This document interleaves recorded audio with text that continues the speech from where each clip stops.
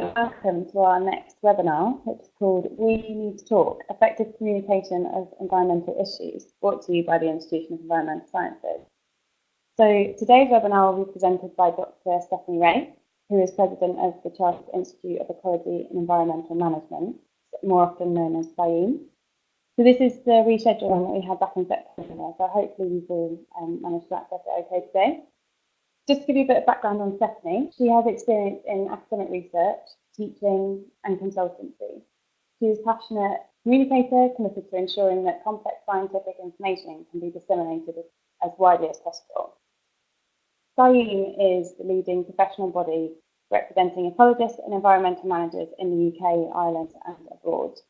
So Stephanie's going to talk around this for around half an hour today, and then we will run a Q&A session as normal. So do submit your questions in the bottom right-hand side of the screen in the chat box, and some of these will be pulled through to the Q&A session at the end of the webinar.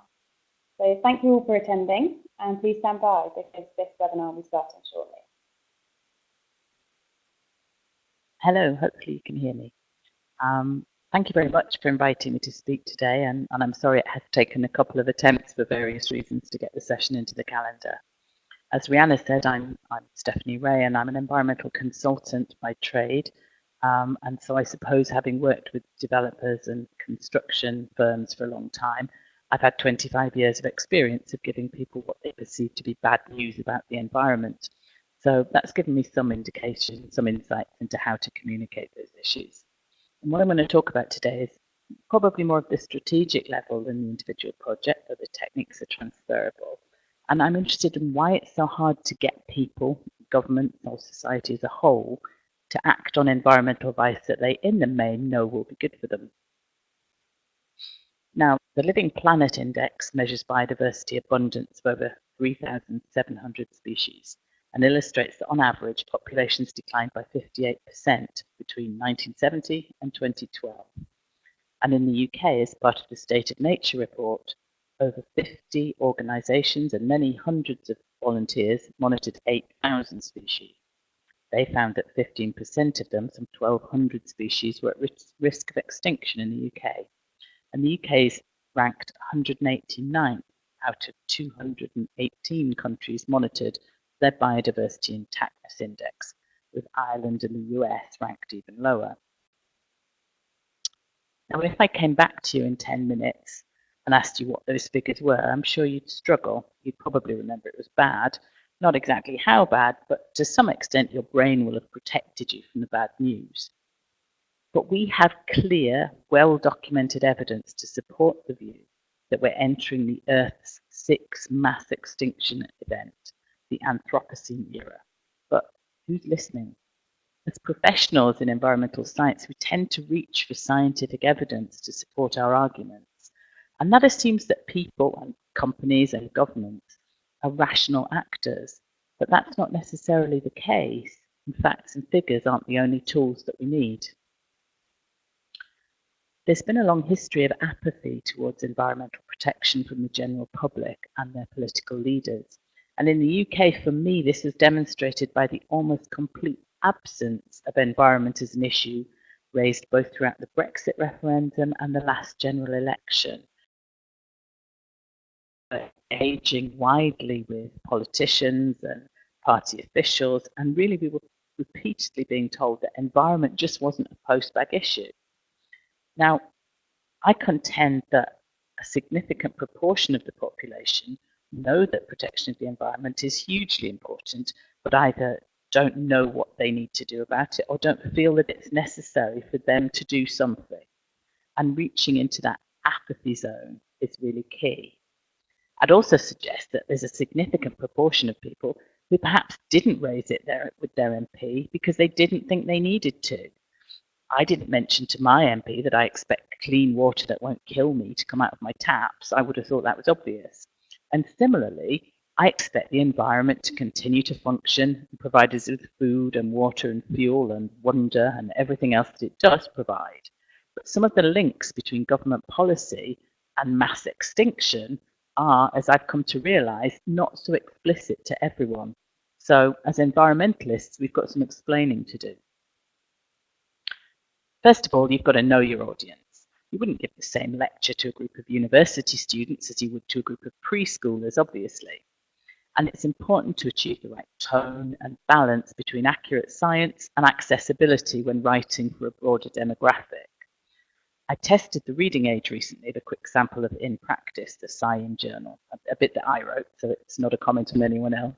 And it was aimed, quite possibly appropriate given the demographic of our members, at those with a college education, people of 20 plus.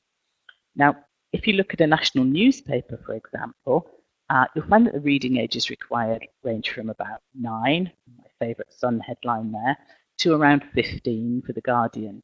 Now, that's not because they're intending to talk down to people.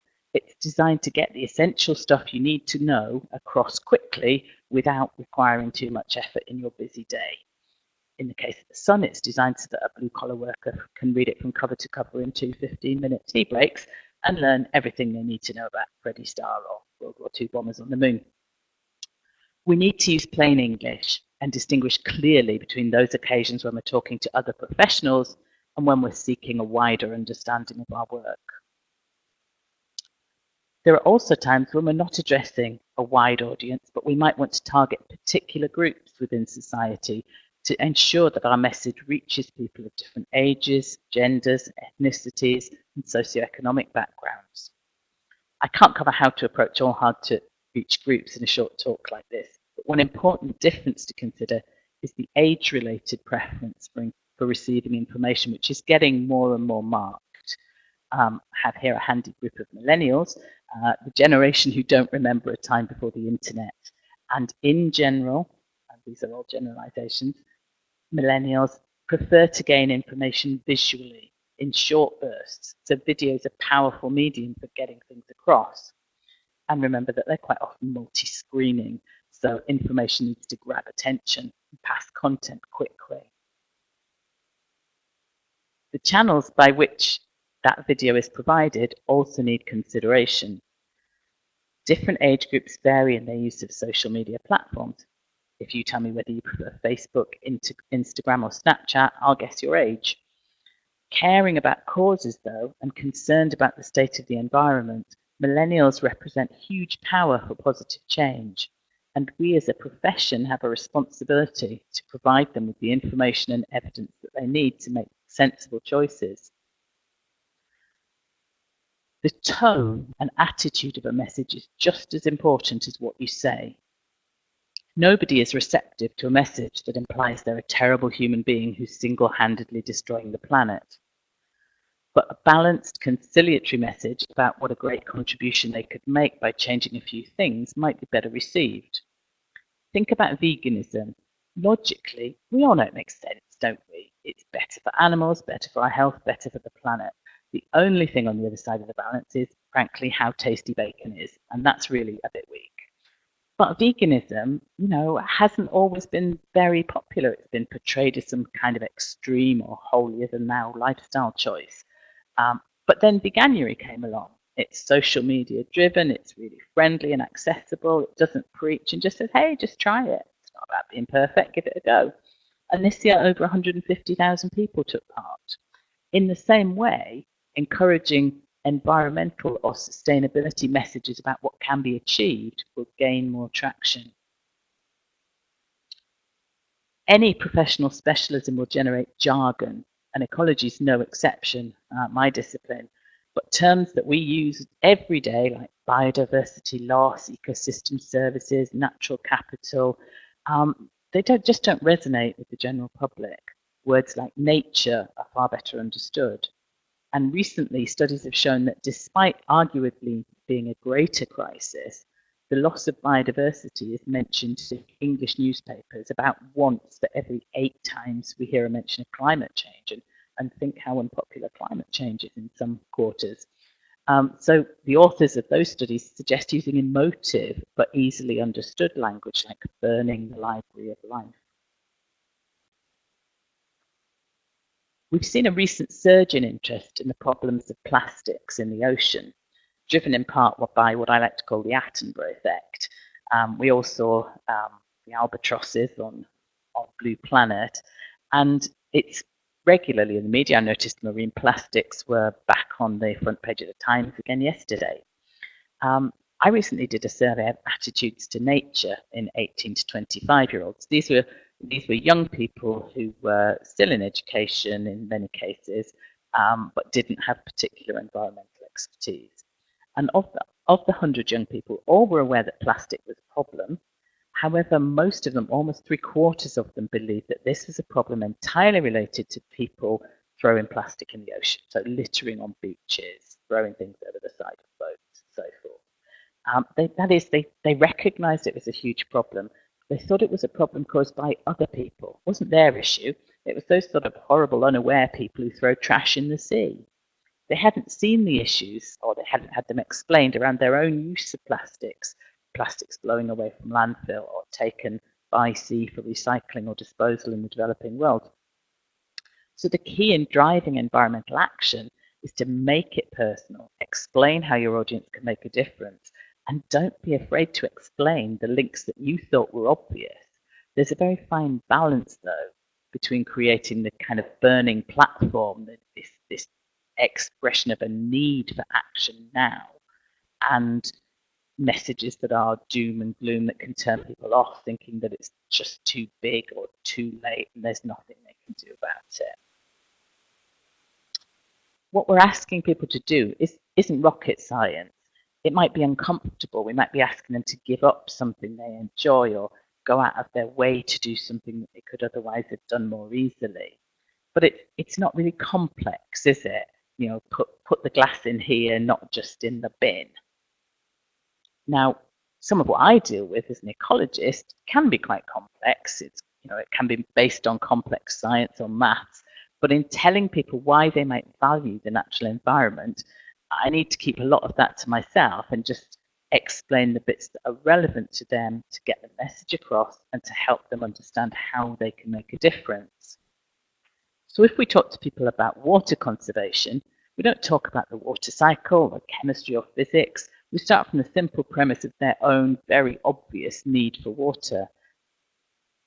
Similarly, complex data on climate change, chemistry of particulates in diesel exhaust isn't for everyone, but people understand why they want clean air for themselves and their families to breathe. They understand that there are tens of thousands of preventable deaths every year as a result of air pollution. So we know this is simple stuff.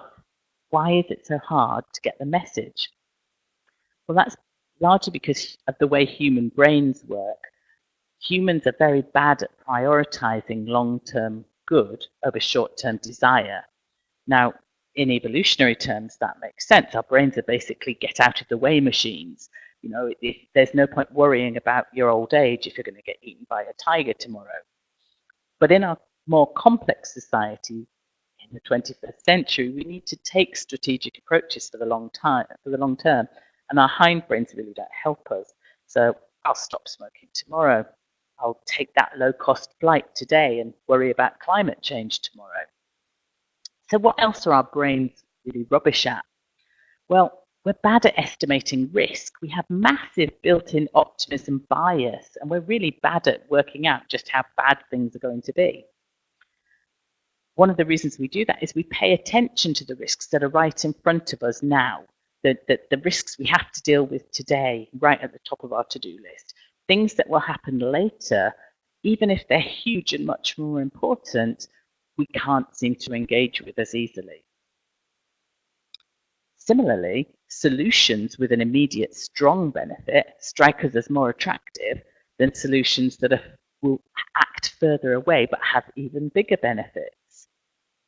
So we have this issue about when in time things happen. We're not very good at that discounting effect. And we never evolved the capacity to think about whether we might kill off too much of our food supply. Historically, in evolutionary terms, starvation was much more of a risk. And so indeed, we have killed off a lot of our food supply in many cases.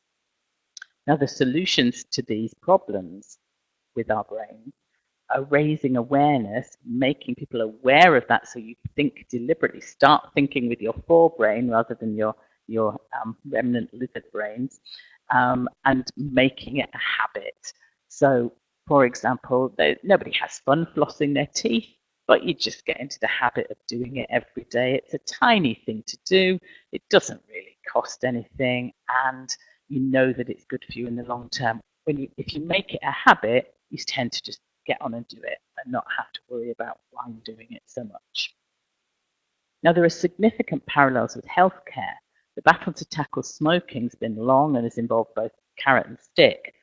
Attractive alternatives, punitive taxation, social isolation through bans and social norms. We need to make environmental responsibility the social norm and make activities which degrade the environment both socially unacceptable and financially unattractive. So if you look at the smoking issues then, we started with health warnings. These have been around for 40 years or more. It assumes people are rational actors. It assumes that if we say smoking's bad for you, you go, oh yeah, smoking's bad for me, I won't smoke. But people don't work like that. People go, well, I'll just have this one and I'll stop tomorrow.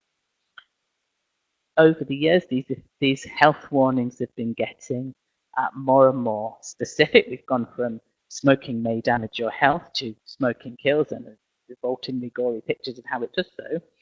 But still, they were never as effective as stick rather than carrot, the smoking bans, but also most effectively taxation.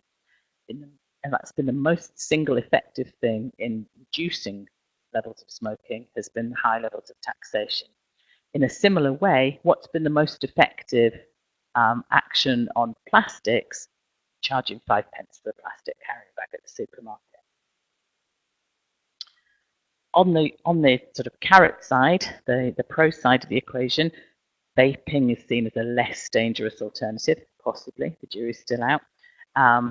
It makes it easier to get people out of their diesel cars if there are affordable electric cars and plentiful charging points in cities. So we need to look at that choice architecture. Now, the consequences of environmental degradation aren't evident immediately. So back to those lizard brains again, society can think it has time to deal with it later. Now, if the engines were to fail on a plane, and I hope they don't, you wouldn't just fall right out of the sky immediately. The plane would glide and you'd have, well, the pilot would have maybe 20 minutes or so to find a safe space to land. And for those 20 minutes, as a passenger, you might not be aware of the grave danger you were in at all. You wouldn't be plummeting, you'd just be quietly gliding. The journey might seem a little more pleasant than it was when the engines were running. We need to get across that image of nature on the glide path. The engines have failed. We are in that finite window in which we need to reach safety or suffer catastrophic consequences. As environmental professionals, I believe it's our ethical duty to raise awareness and offer evidence-based advice on how to land. So some of the techniques that are used to manage choices and consumer behavior, one of those techniques is framing. So if I were to market a dairy product, for example, you could imagine I'm likely to call it 80% fat-free rather than, hey, there's 20% fat in this stuff. In the same way, we present the good side. We present the positive story, the things that determine how that's an effective choice, what good it's going to do for you. Then we have nudging. Nudging is a technique used in advertising, product placement, and increasingly politics to guide consumers towards what's perceived to be the right choice by using the psychological forces that they're experiencing anyway. So critically, a nudge isn't a ban. It doesn't stop you from making the wrong, in inverted commas, choice. It just gently guides you towards the right, in inverted commas, one. So placing healthy snacks at eye level at the supermarket checkout is a nudge. Taxing junk food isn't.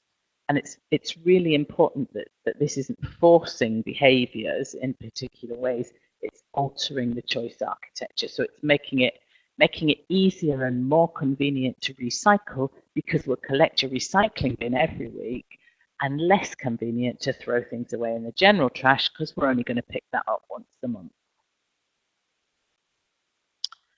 So a lot of the time our work is around persuading people, whether it's an audience in a room, whether it's through written articles, through the media, talking to government. We need to be able to understand an audience and understand what the best way is to persuade them of our way of thinking. So you need to learn to read the room and think, is the audience, are they hostile? Am I talking to a lot of people who are already against this? If I go and talk about agricultural subsidies to an audience of farmers, then they're probably going to start off at least slightly hostile towards me. Are they neutral? Are they uninterested? They're informed but they don't care, or are they uninformed? Maybe they're just lacking information, and so on. And how you would deal with those and how you would run that persuasive argument would vary depending on how that audience were. So starting off with a hostile audience, it's useful to open with humour. I mean, you've always got to be careful with humour, but to make people warm to you, to sort of make them see you as a person, get everyone sort of calmed onto the same page to begin with. You're looking for win-wins. You're looking to see how both sides of this debate can be satisfied. You need to evidence all the assertions that you make, and you need to focus on areas of agreement and identify what are the benefits that they would value rather than what you think the benefits are. Their benefits might be economic, whereas yours might be environmental. If your audience is pretty neutral, if they maybe haven't thought about it very much yet, then spelling out the benefits again, presenting just 3 or so clear evidence points, using stories and personal anecdotes, personal insights that help people again to relate it to real world situations, point out the downsides of not accepting your way of thinking, and discuss any alternatives and why you might reject them. If your audience is informed but just doesn't care, you need to grab their attention with big headlines or facts and show how it affects them directly using expert testimony. For the uninformed audience, you need to showcase your credibility straight away, your experience, your qualifications. Make it clear that you're the expert in the room and that's why they should be listening to you on these matters. Keep it very simple, just a few key messages with straightforward evidence. Don't confuse with complex supporting evaluations. If you're in the lucky position of talking to a supportive audience, you need to be able to recharge their enthusiasm using success stories and help them with when they're dealing with queries, what are the likely counter arguments and how can they refute them, and then set out where do we go from here whilst you've got the attention and enthusiasm on your side. And then obviously if you've got a mixed audience, then you need to work out very quickly who needs to be convinced most, who has the most power or influence, and target them. You need to be able to appeal to different subgroups with different messaging. So like if you were selling a food product to children, then you want to convince the children of how tasty it was and the parents of how healthy it was, for example, but you can't promise everything to everybody. And I think one of the interesting things around environmental messaging is that the environment is something personal and spiritual for many people. As scientists, we tend to move towards the rational. We tend to try to deal with the facts and figures and the science. And whilst we've got to have that behind us to justify our positions and to underpin our proposals, we need to remember as well to deal with the aesthetics, the intangibles, the spiritual and cultural. Should we save ancient trees because they absorb carbon dioxide, they provide shade and shelter, they provide nesting opportunities for birds and food for invertebrates and fungi, or just because, oh my goodness, somebody stood on this spot 500 years ago and touched this exact same tree that I'm touching? How awesome is that? We need to make sure that we tap into the wonder about the environment and make sure that we're not just giving a cold, clinical, factual message. So how do we change behaviours? I would say that there are a few main areas that we need to focus on when we're trying to change people's behaviour and make them act more sustainably. This, first of all, is explaining. We need to make sure that we're absolutely clear what the sustainable behaviour is. So we need to give people clear understanding and clear evidence.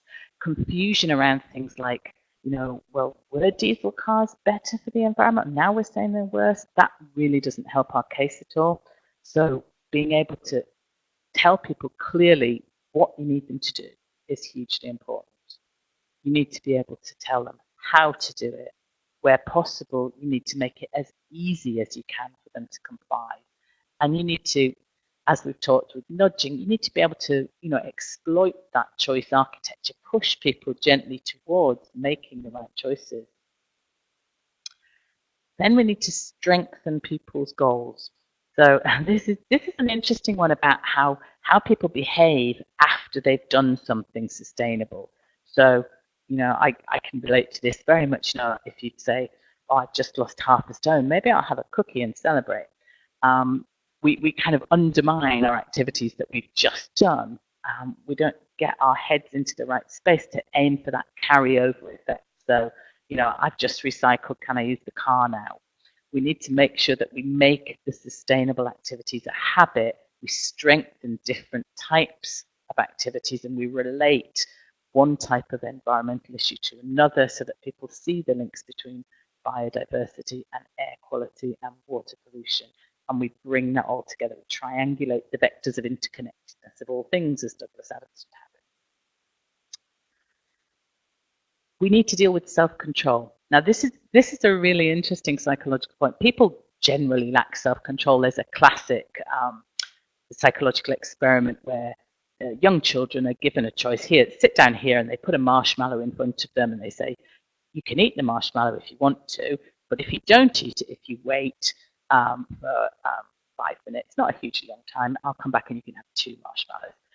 A significant proportion of children will just eat the 1 marshmallow now that they can see because they didn't have the self-control to wait to get the bigger reward further down the line. And these lacks of self-control are very easily affected by social influences. We're interested in what other people are doing. Now, interestingly, research has shown that if you ask people when they're leaving a store to sign your petition, sign up to an environmental organisation, for example, they're much more likely to sign if they're leaving a store rather than if they're entering a store. So if you've just been all the way around IKEA and you've resisted buying all the crap that you didn't need, and you've resisted having the Swedish meatballs on your way out, then you're much more likely to have gone, oh, I've been really good, I've exerted all that self-control, and then give in to some social pressure. In the same way, billboards that are facing commuters who are on their way home have more impact than billboards facing commuters on their way into work on the morning. So observing when people are most likely to be influenced by social pressure and exploiting that. And then finally, making it personally relevant.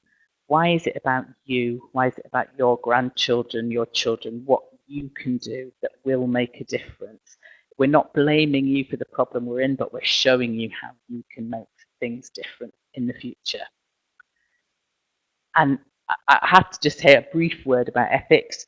Obviously, I've been talking about techniques like framing and nudging and pushing people towards the right approach. There are limits to how you do this. Perhaps you don't mine people's personal data on Facebook to do it. Perhaps we need to be very careful and make sure that we're not overtly presenting biased information, for example, but we need to make sure that we're using these techniques in a sensible and fair way. And that's, I think, all I wanted to say. I think we're exactly on half an hour, so I'm going to hand back over to Rihanna. Thank you, Steph. That was really interesting. I just have to apologise to a couple of attendees at the beginning. We seem to have a little bit of sound issue at the beginning, but I think the vast majority have been able to stay on. So yeah, I do apologise to those, but for anybody that did miss sections, it will be recorded and made available, so you can watch back any bits missed. But yeah, thank you, Steph. That was very interesting, and I think, like you say, it's a very topical issue at the moment. I have got a couple of questions that have come through. So I'll put them on the screen, hopefully, so you can see them. So here we go. This is the first one from Derek Hare. Can you see that? Yes, I would. Yeah? Okay. Would you use the same approach to change behaviours of the individual and the corporate group or political group? Yeah. It's a really good question. No, not entirely, because I think corporate groups and political groups have a tendency to be able to look at the slightly longer term issues more readily than the individual. So I think you can work a more strategic long term argument slightly better. That said, of course, there are the same short-term pressures. Well, no, there are some short-term pressures that still affect those. So governments can be interested in the life of the next parliament. Big corporates can be interested in the average tenure of a CEO. So it's not entirely able to take a long-term strategic look. But yes, you would target things differently depending on the audience that you were talking to. Okay. And I've got a little bit of a query to add on to that. And you said that when you're looking at explaining the issue to people, who do you feel that, as trying to contact the average consumer, who do you think that role sits with? Does it sit with corporate groups and political groups, or does it sit with academics and scientists or others? But who do you feel has the loudest voice to the average consumer, or the most effective voice? Unfortunately, the most effective voice will always come from government, because it's that ability to use all of those techniques to be able to put the carrot and stick in place, the taxations, the bans, and so forth. They're going to be much more effective because they're coming from government. I think the role of academics, of corporates, is to present the evidence, to make the technologies available to make more sustainable choices and to make them attractive to consumers. We've got another question that's coming from Paddy, which is now on the screen. So how do you avoid tending towards a set model of science communication with audiences that are uninformed about the scientific principles and more towards a conversation between the two parties whilst remaining effective? I'm not quite sure what the question's driving at there, I'm afraid. Okay. I think what I'm saying is that we need to do both of these things. We need to communicate science. We need to communicate the evidence behind what we're doing, but we need to be accessible. What I think is a huge issue at the moment is this idea that all opinions are equally valid. All opinions aren't equally valid. Some opinions are backed up by science, by years of data, and some opinions are just opinions. So yes, everybody has a right to express their opinion, but they don't have the right for us to take it as seriously as we take an opinion that's based on science. And I think this sort of, it's an important distinction, I think, in trying to make things clear and open and available to as wide a proportion of society as possible, is that we don't forget that some opinions are more valid than others. Sure. Yeah, I definitely appreciate that. So this is another question that's come in from Adam, and he's asking if persuasion marketing is an interesting field, but there is obviously a dark side, which we've recently shown through the Cambridge Analytic revelation. Do you think persuasion marketing is ethical? It is a really interesting question, isn't it? It is a bit of a minefield, I think, because the techniques and the technology are moving so fast that we aren't even aware of what's happening, never mind be able to think through the ethics of it and say whether it's right or wrong. It's happening without us even knowing it. So it's a hugely complicated area. I do think that it's possible to use a knowledge of psychology nudge people towards behaviours that are for their own benefit, even if they don't necessarily realise or understand it's for their own benefit at this point. And that sounds horribly paternalistic, and I'm slightly nervous of even saying that. But I do think that we're facing such an environmental crisis. This is one situation where I think it's right to use every tool available to us to get people to behave more sustainably. When it comes to selling widgets or manipulating results of elections, then that's a much more dark art, and I think it's something that we really need to look at very seriously. Okay, so when used correctly, persuasion marketing can be very ethical and very effective. Yeah, like you say. Yeah. Correctly. There's more of a comment that I've got through from John Moore. You might have something more to add to it. He's just saying that he agrees that labouring in negative headlines can put people off as a big problem, can seem overwhelming, and individual actions won't make a difference. Headline summaries can be better pitched to audiences. Yeah, I agree entirely with that. Yeah. There's huge evidence to show that the big negative headlines, it's not that people don't care, it's just that people are overwhelmed by them and feel that they're just a drop in the ocean, and what difference is it going to make anyway if I turn the lights off when China's burning all those fossil fuels. So yeah, it's a real problem in getting, as I said, that burning platform, getting people to understand quite how significant an issue is without turning them off and making them just shut down and be an ostrich. Yeah. I've got another question that's come in from Paddy, and he's asking, how do you feel the changing climate for expertise has affected communication of environmental science?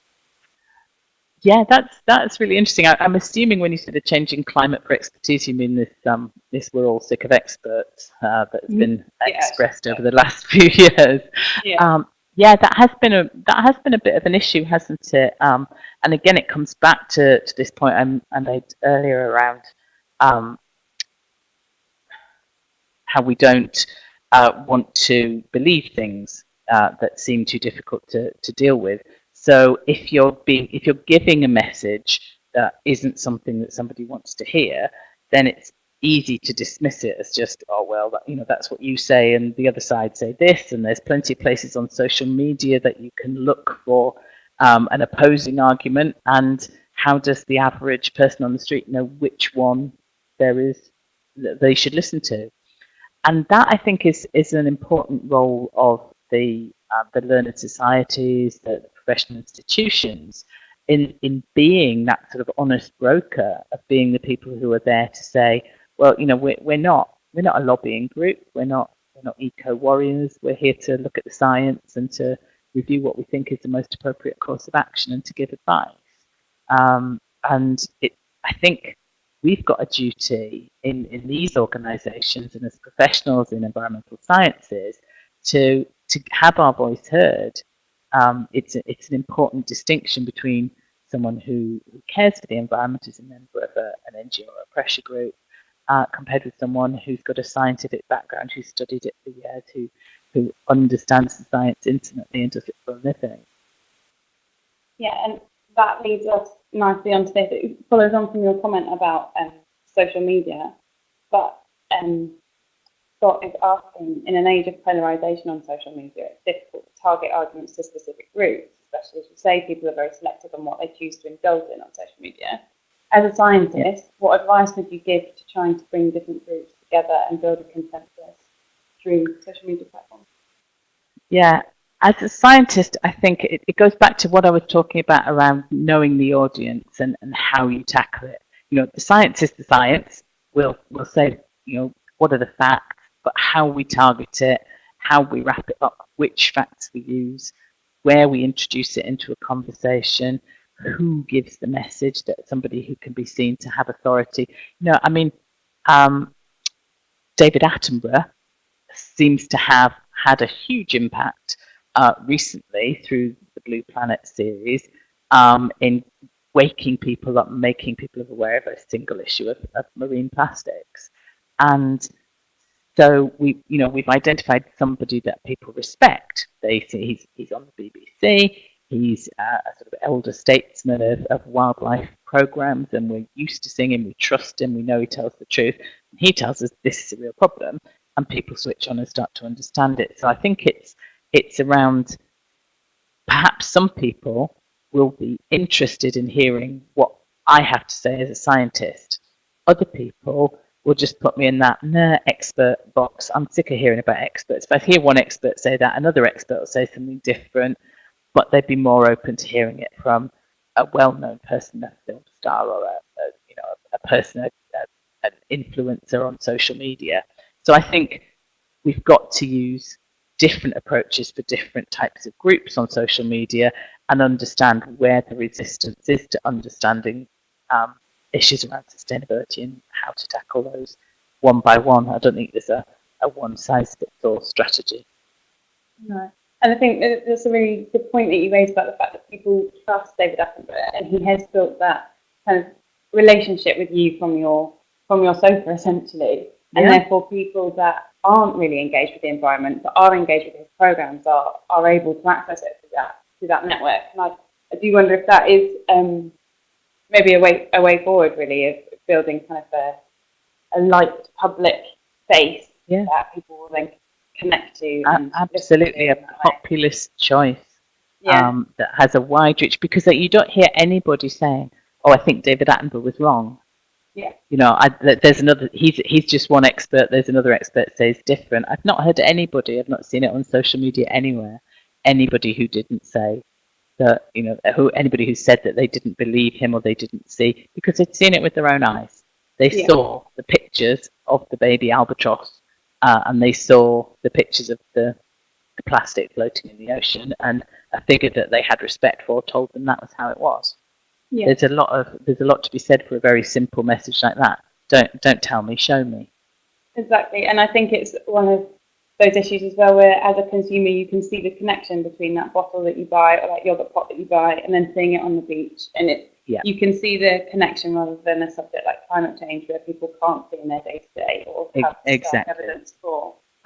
That's exactly right, and I think we need to make that connection for people. We need to help people to understand the direct connection between their own activities and climate change. Yeah, definitely. I have just received another final question. This is from Jenny, saying that there is much talk about financial education. Education should be on the school curriculum. Should sustainability feature so future generations could have early insights into environmental issues? Yes, absolutely. I think it is really important that we start from a very young age to explain to children about sustainability, about making more sustainable or environmentally responsible choices. There's great evidence to show that children who've learned this sort of thing at school go home and start nagging their parents about recycling, which is really helpful.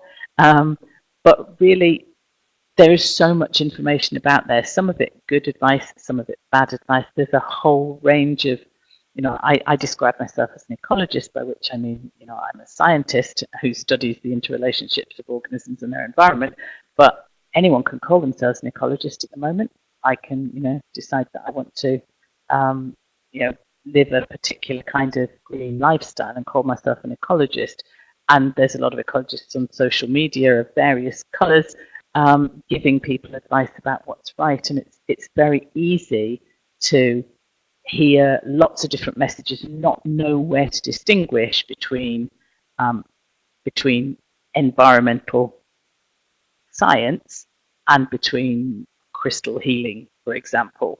So I think it's really important if children get a good grounding in school about what are the science-based issues around sustainability, then it's going to be a fantastic help to future generations. Yeah, especially for those who then come in at A-level or higher education, and that's the first they're really exposed to the subject and indulging in it. I think if it's coming through schools and into curriculum, then hopefully their uptake on those courses will increase, because it will be a more widely known issue. Absolutely, and at the moment I think it's not particularly well taught in schools. Definitely. I think there was a stat saying that when you had to leave age 16, there was very minimal that you needed to know about a continent or something. You need to be able to identify a coastline, a beach, a river, and really that's quite irrelevant when you get to indulging into environmental science. Yeah, there's a whole subject essentially that's been missed. But I think our final question will be from Adam, and hopefully you've got some sort of funny story to tell about this, but what is the most common communication mistake made by scientists? Is there something that you regularly see that makes you wince? To be honest, the most normal mistake, I think, is the kind of not reading the room, not talking to the right audience. And so people who come on stage and they look like they're from Science Central Casting, and you know that they're going to mumble at their notes and not really engage with the audience because they haven't thought about who they're talking to. My worst example is I was asked to give a talk about behavioural ecology to a well-known public school. I believed I was giving a lecture to sixth formers. Turned out it was all the kids who were interested in science, so they were coming from sort of age 13 onwards. And my talk was pitched, to be quite a stretch for sixth formers even, to get into some of the sort of mathematical elements of behavioural ecology. And I found out that afterwards that the thing that had resonated most with the children from my entire talk was the simple phrase, "Sperm is cheap." Very good.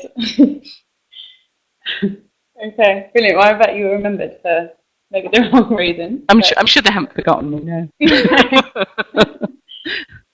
Brilliant. Okay, well, I think we're going to leave it there.